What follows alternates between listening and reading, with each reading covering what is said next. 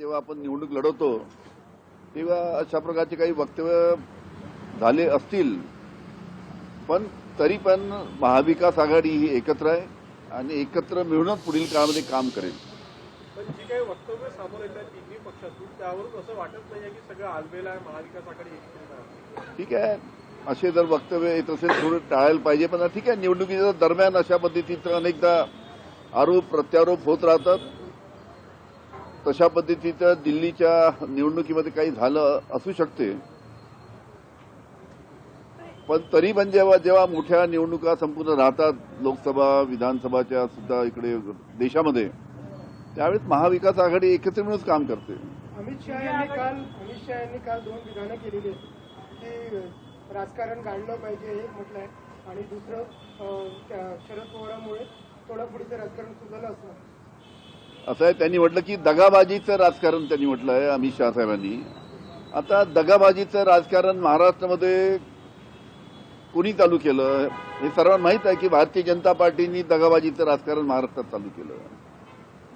सर्वात पहिले राष्ट्रवादी काँग्रेस आमचा जो पक्ष, शरद पवार साहेबांचा जो पक्ष होता तो फोडला.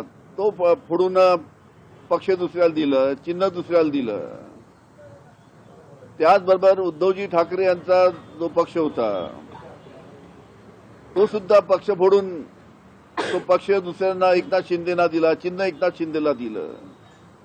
कशा पद्धतीचं दगाबाजीचं राजकारण भारतीय जनता पार्टीमध्ये महाराष्ट्रात चालू आहे याची सर्वांना कल्पना आहे. आणि ज्या पद्धतीचं पवार साहेबांचं राजकारण संपवण्याच्या गोष्टी काही भारतीय जनता पार्टीचे नेते करतात, पवार साहेबांचं राजकारण कोणी संपवू शकत नाही. ठीक आहे, निवडणुकीमध्ये जय पराजय होत राहतो. या विधानसभेच्या निवडणुकीमध्ये आमचा पराजय झाला, पण तो पराजय कशामुळे झाला याची सुद्धा सर्व देशाला कल्पना आहे. ईव्हीएममुळे आमचा पराजय झाला हे संपूर्ण महाराष्ट्राला माहीत आहे, संपूर्ण देशाला माहीत आहे. लाडली बहिणीचं नाव घेतात, पण खरा त्या निमित्तानं निवडणुकीमध्ये तो फरक पडला तो ईव्हीएममुळे पडला. एक लक्षात घ्या तुम्ही की 2014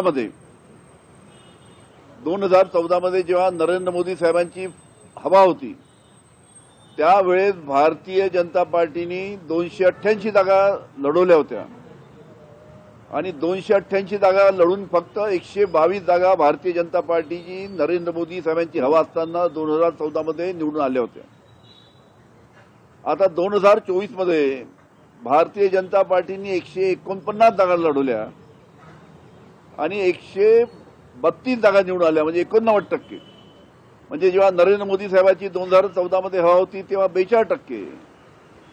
आणि आता कोणत्याही पद्धतीनं नरेंद्र मोदी साहेबांची हवा नाही. शेतकरी नाराज आहे, कापसावर नाराज आहे, सोयाबीनच्या बाबतीत नाराज आहे, धान किंवा तिकडे कांदा या सर्व बाबतीत नाराज असताना, महागाईचे प्रश्न असताना इतक्या मोठ्या प्रमाणात जागा निवडून येतात. त्याच्यामुळे ज्या पद्धतीनं ईव्हीएम मध्ये गडबड करून या पद्धतीचे निकाल महाराष्ट्राच्या विधानसभेत आलेले आहेत, हे महाराष्ट्रातलं सरकार हे ईव्हीएम सरकार आहे असं म्हटलं तर खोटं होणार नाही. मुंबई महानगरपालिकेची औषध पुरवठा होतो तो बंद करण्यात आलेला आहे, निधी मिळाला नाही म्हणून काय म्हणतात त्याची काही मला पूर्ण कल्पना नाही. आज मी फक्त माझी महापौर ताई होते त्यांचं थोडं वक्तव्य ऐकलं, मी माहिती घेऊन नंतर बोलीन. बीड प्रकरणावर काय म्हणणं आहे तुमचं? अमोल कोल्हेची मागणी केलेली आहे की धनंजय मुंडे यांनी नैतिक जागा राजीनामा द्यावा, तुम्हाला हे तसं वाटतं का सगळ्यामध्ये? कसं आहे की बीडची घटना असो, परभणीची घटना असो, अतिशय दुर्दैवी घटना आहेत. बीडच्या घटनेमध्ये जो कोणी दोषी आहे की ज्या अमानुष पद्धतीनं त्या ठिकाणी संतोष देशमुख याची हत्या करण्यात आली, हत्या भरपूर होतात अनेकदा अनेक कारणामुळे, पण ज्या पद्धतीनं याची अमानुष पद्धतीने हत्या करण्यात आली आणि त्यामधले जे दोषी आहेत त्यांना त्या दोषींवर कडक कारवाई व्हावी ही संपूर्ण महाराष्ट्रातील जनतेची मागणी आहे.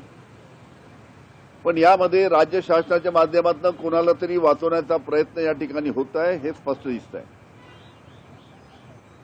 जो कोणी आता आहे कराड, काय नाव त्याचं, वाल्मिक कराड, याच्याबद्दल सर्व लोक बोलत आहेत की वाल्मिक कराडाचा हा मास्टर माइंड होता. त्याच्यामुळे त्या पद्धतीने चौकशी झाली पाहिजे आणि कोणालाही वाचवण्याचा प्रयत्न हा सरकारने करू नये आणि तशा पद्धतीचा काही लोकांना वाचवण्याचा प्रयत्न सरकारच्या माध्यमातून होत आहे दिसत आहे.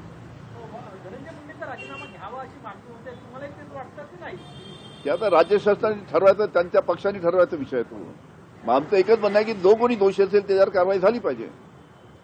देशमुख कुटुंबियांना विश्वासात घेत नसल्याचं सीआयडी त्यांना एसआयटी विश्वासात घेत नाही असं देशमुख कुटुंबियांचं असं आहे. बरोबर आहे की त्यांच्या ज्या कुटुंबांनी काही आक्षेप घेतलेले आहेत तपासावर, त्या तपासामध्ये एसआयटीमध्ये जे अधिकारी आहेत त्यांच्यावर काही आक्षेप घेतले आहेत. असं आहे की जो कोणी एसआयटीच्या तपासामध्ये ज्या कोणत्या अधिकाऱ्यांवर तुम्ही जबाबदारी टाकली आहे तपासाची, त्यांनी निपक्षपणे तपास करायला पाहिजे. तो त्यांच्या संबंधित नसावा ही अतिशय महत्वाची गोष्ट आहे.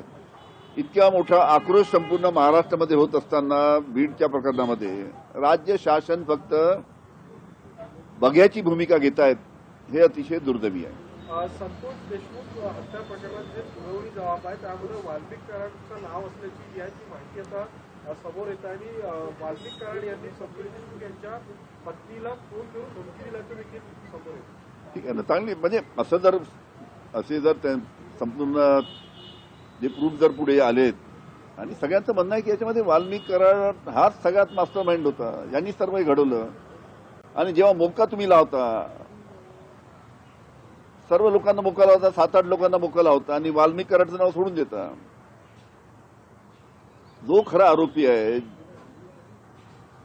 ज्याच्याबद्दल सर्वांना संशय आहे, ज्याच्याबद्दल अनेक पुरावे पुढे आलेले आहेत, त्याच्यावर राज्य शासनाने कारवाई करायला पाहिजे. त्याला का वाचवतायत, वाल्मिक कराड याला का वाचवतायत, हा सर्वात मोठा प्रश्न महाराष्ट्रातील जनतेसमोर आहे. थँक्यू. अनिल देशमुख यांची ही पत्रकार परिषद आपण बघितलेली आहे. बीडच्या घटनेतील दोषींवर कारवाई व्हावी, जनतेची मागणी असल्याचे ते म्हणतायत. वाल्मिक कराड मास्टर माइंड होता तर चौकशी व्हावी असंही ते म्हणतायत. आणि वाल्मिक कराडला का वाचवलं जाते असा सवाल त्यांनी विचारला.